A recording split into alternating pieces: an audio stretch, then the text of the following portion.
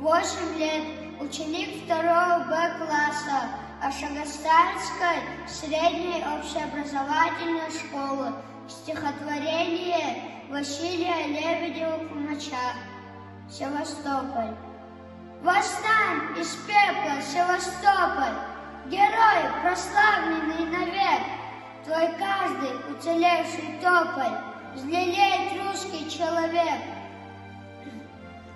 Те камни, где ступал Нахимов, нам стали дороги вдвойне, когда мы нашей кровью вымыв, вернули их родной стране.